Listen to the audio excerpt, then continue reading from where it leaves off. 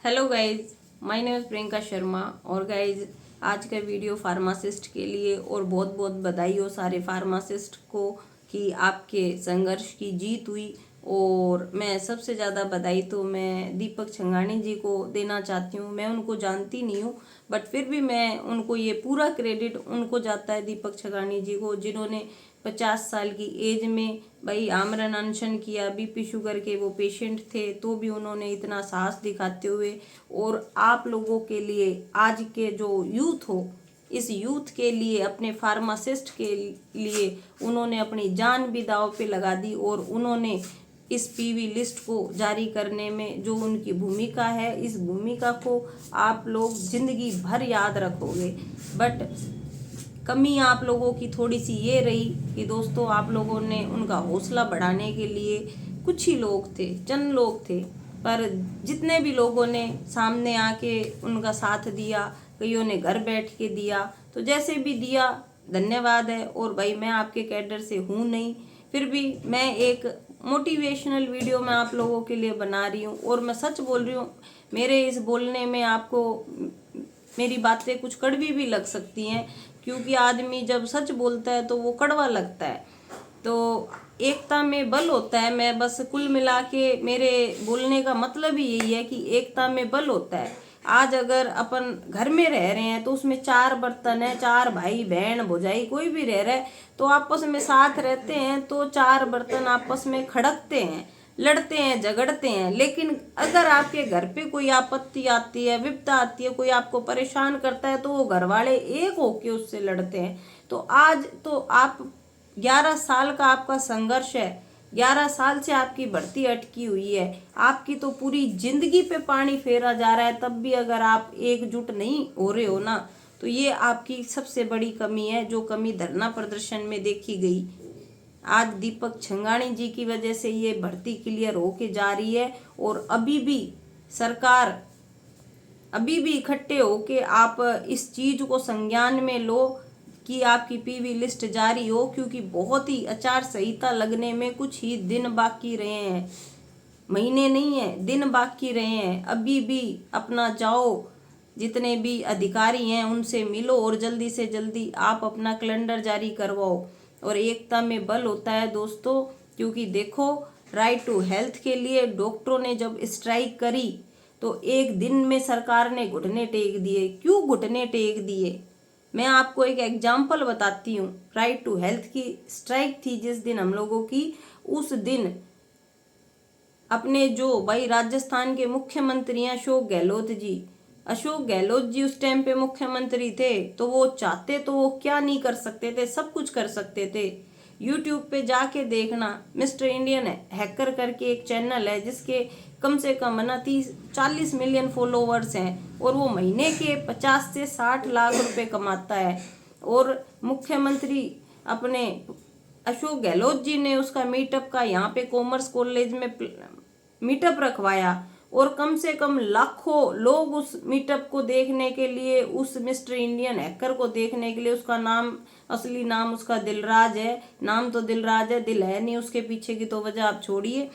पर गाइज, क्या नाम है, वो 50 से 60 लाख रुपए कमाता है, और मीटअप के दौरान उसको चेस्ट पेन स्टार्ट होता है, उसका पैसा किसी काम नहीं आता, ना उसको एसएमएस ने झेला, ना उसके किसी प्राइवेट हॉस्पिटल ने झेला। और सबसे बड़ी बात, राजस्थान सरकार, भाई राजस्थान के मुख्यमंत्री अशोक गहलोत के द्वारा वो प्रोग्राम करवाया गया था। आप एक बार यूट्यूब पे जाके चेक कर लेना कि वहां पे गहलोत जी भी आए थे। गहलोत जी भी कुछ नहीं कर पाए, नहीं तो क्या मुख्यमंत्री होके एक डॉक्टर को बुला के किसी की जान नहीं बचाई जा सकती थी? बचाई जा सकती थी। लेकिन डॉक्टरों में एकता थी, टस से मस कोई नहीं हुआ। वो बिल्कुल रेंगता हुआ, गिड़गिड़ाता हुआ मेरे पास, मेरे हॉस्पिटल में आया। जब मैंने उसको देखा, ट्रीटमेंट दिया, तो मैं बस ये एग्जाम्पल इसलिए दिया कि 50-60 लाख रुपए महीने के कमाने वाला मिस्टर इंडियन हैकर उफ दिलराज, उसका पैसा किसी काम नहीं आया, क्योंकि डॉक्टरों ने एकता दिखाई। और एक दिन में सरकार ने घुटने रख दिए, गहलोत जी भी कुछ नहीं कर पाए, बिल पास करना पड़ा राइट टू हेल्थ का। ऐसे ही नर्सेज ने धरना प्रदर्शन किया, सारे ऑल राजस्थान से मास सीएल दी गई थी। आप लोगों पे निकला नहीं गया कि ठेकेदार बाहर निकाल देगा। अरे आप सब बाहर निकलते तो ठेकेदार क्या कर लेगा। वैसे भी बोनस तो मिल ही गया था, एक्सपीरियंस बनी गया था, कोई निकाल भी देता तो क्या दिक्कत थी। सबसे बड़ी है आपकी भर्ती आपके लिए। तो अभी भी वक्त है, आचार संहिता लगने से पहले आप इस चीज का कैलेंडर जारी करवाइए। पीवी लिस्ट की आप पूरी जानकारी रखिए, एकता रखिए, आपस में लड़ाई झगड़ा करना बंद करिए। जब डॉक्टर अपनी शर्तें मनवा सकते हैं और क्या नाम है, नर्सिंग स्टाफ अपनी 11 सूत्रीय 11 मांगे पूरी करवा लेता है, आप पे अपनी एक मांग पूरी नहीं करवाई जा रही। और मैं एक मांग अपनी तरफ से आप लोगों के लिए ऐड करना चाहती हूँ, क्योंकि मैं एसएमएस में आती जाती रहती हूँ। कई फार्मासिस्ट भाई मुझे जानते भी हैं, आप लोगों ने मुझे देखा भी है, इसीलिए मैं ये वीडियो बना रही हूँ। नहीं तो मैं बनाती भी नहीं, क्योंकि मैं आपके कैडर से हुई नहीं, मेरे को फार्मासिस्ट से क्या लेना देना। बट मेरा एक अटैचमेंट है, मैं आप लोगों के साथ उठती बैठती हूँ, तो मैं इसलिए ये चीज़ें मैं बोल रही हूँ। मेरी कोई बात बुरी लगे तो मेरे से छोटे या मेरे से बड़े जो भी भाई हों, तो उसके लिए मैं पहले ही मैं सॉरी बोल रही हूँ। तो प्लीज़ आप लोग एकजुटता के साथ इस कैलेंडर को जारी करवाएं, और नहीं तो ना ये भर्ती फिर सरकार अटका देगी। और एकजुट होके इस चीज़ को लड़ो और डेली इस चीज़ को संज्ञान में लो, और जितना हो सके सोशल मीडिया के माध्यम से प्रेशर बना के रखो सरकार के ऊपर, क्योंकि ये प्रेशर बहुत भारी है भाई, बहुत भारी प्रेशर होता है।